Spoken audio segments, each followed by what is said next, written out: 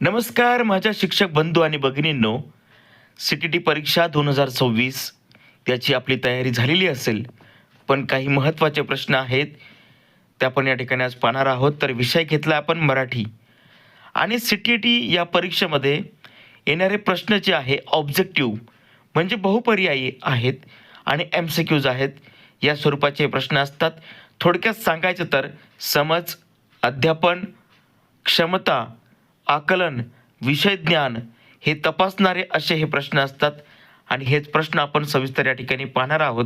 पण लक्षात असू द्या, ह्यापैकी प्रश्न जे आहे ते आपल्याला सी-टी-टी परीक्षेमध्ये नक्की विचारले जातील किंवा याच स्वरूपाचे प्रश्न हे सी-टी-टी परीक्षेमध्ये असतात. त्यासाठी प्रत्येक प्रश्न आवर्जून पहा, वाचा आणि योग्य असं उत्तर तुम्ही कमेंट्स बॉक्समध्ये टाकायचं आहे.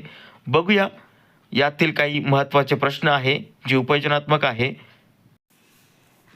आता बघा शिक्षक बंधू आणि भगिनींनो, लक्षात ठेवा की सी-टी-टी पेपर 2 इयत्ता 6वी ते 8वी साठी किंवा पेपर 1 असेल तर मराठी भाषेतील उपयोजनात्मक प्रश्न आपण या ठिकाणी घेणार आहोत. आणि हे प्रश्न अध्यापन कौशल्य, वर्गातील परिस्थिती आणि भाषेचा वापर यावर आधारित आहेत. पहिला प्रश्न तुमच्यासाठी आहे.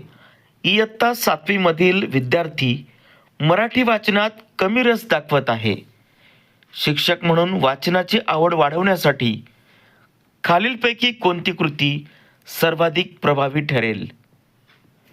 पर्याय क्रमांक अ, पाठांतरावर भर देणे.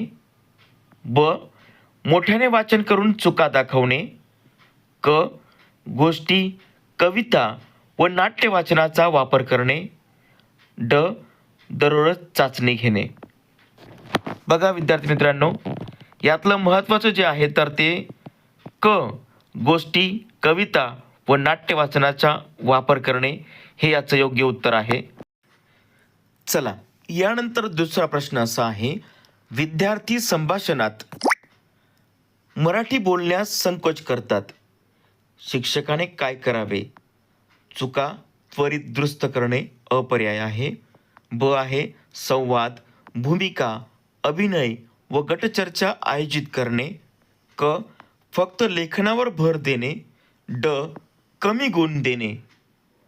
तर बघा याचं योग्य जे उत्तर आहे तर ते ब आहे.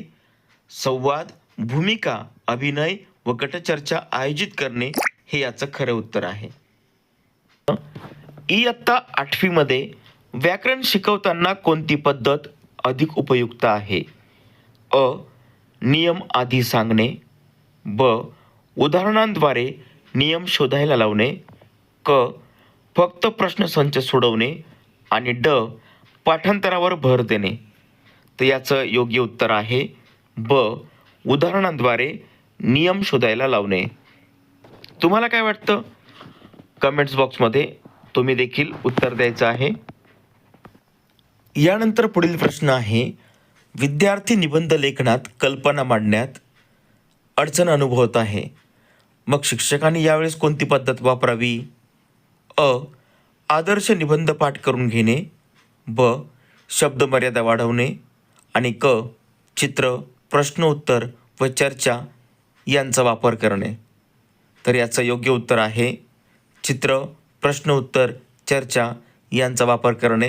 म्हणजे विद्यार्थ्यांना अधिकाधिक ज्ञान जे आहे तर ते कल्पना मांडण्यात मिळू शकतं. तर त्यासाठी आपण याचा वापर करायचा आहे. म्हणून याचं योग्य उत्तर जे आहे तर ते आहे क, चित्र, प्रश्न उत्तर व चर्चा वापरणे.